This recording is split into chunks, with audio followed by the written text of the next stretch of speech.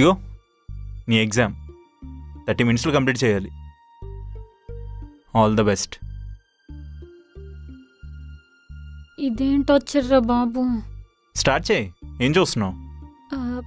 Pen ఓ pen pen. ఇదిగో.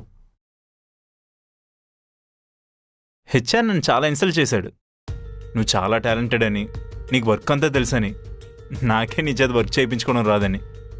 చూద్దాం ఎంత టాలెంటెడో. ఈరోజు నీ టాలెంట్ తెలియాలి.